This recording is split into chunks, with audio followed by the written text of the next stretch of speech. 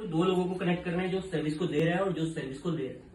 ठीक है, तो यहाँ पे क्या होगा कि दो यूजर्स बनेंगे हमारे पास, एक जिन सर्विस देना है और दूसरा जिसको सर्विस लेना है। ठीक है, यहाँ पे दो यूजर्स बन गए।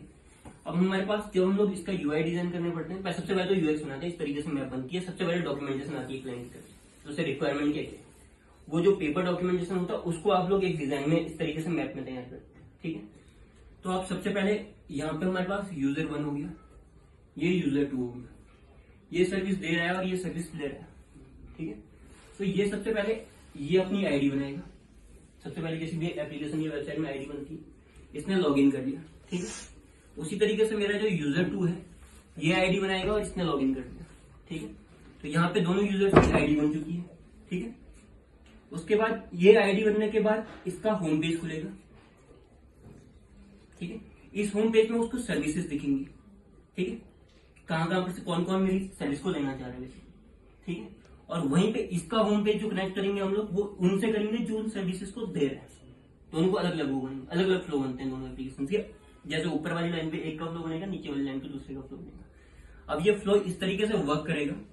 उसके बाद जब ये सर्विस वगैरह ले लेंगे, उसके बाद मान लो इसने ये सर्विस ले ली और इसने ये सर्विस ले ली, दोनों सर्विस कनेक्ट हो गई आपस में, तो ओटीपी वेरिफिकेशन वगैरह होगा। ओटीपी वेरिफिकेशन की प्रोसेस कंप्लीट हुई, दोनों वेरिफिकेशन हुआ। उसके बाद जो थर्ड पेज में कनेक्ट हुए, उसके बाद यहाँ पे दोनों यूजर्स हमारे कनेक्ट हो जाएंगे।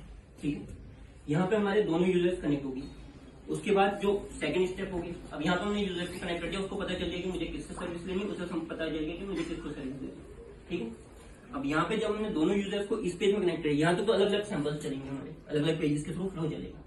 यहाँ पे उसका लास्ट में दोनों कनेक्ट हो जाएंगे हमारे पास, दोनों यूजर्स। जब दोनों यूजर्स आपके कनेक्ट हो गए, उसके बाद हम लोग जो नेक्स्ट स्टेप जाएगा वो मैप बनता है।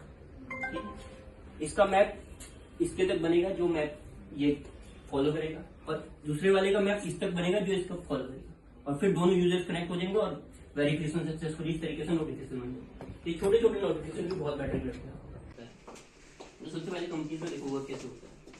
अब देखो यूआई यूएक्स डिजाइनिंग का सबसे बड़ा फायदा ये है कि एक यूआई यूएक्स डिजाइनर को डिजाइनिंग का नॉलेज होता है, इसके अलावा उसको आर्किटेक्चर का नॉलेज होता है, उसको डेवलपमेंट का नॉलेज होता है। बेसिकली क्या होता है, जैसे एनजीओ वाले होते हैं ना, घर घर जाके वो करते हैं, डेटा उठाते हैं, और फिर जो एनजीओ का ओनर होगा उसको डेटा देखना होता है। तो ये जो घर घर जाके जो एनजीओ के वो एम्प्लॉयज होंगे, वो यहाँ से यूजर्स का डेटा लेंगे। ठीक है, तो उसके हिसाब से एक मैप तैयार किया। इसके अलावा हम लोगों ने एक वेब के लिए मैप तैयार किया हुआ है, जिसमें कि जो एनजीओ का ओनर होगा, जिसको देखना है कि कितने लोगों का डेटा आया है, कितना हुआ है, वो वहां से डैशबोर्ड के थ्रू देख सकते हैं।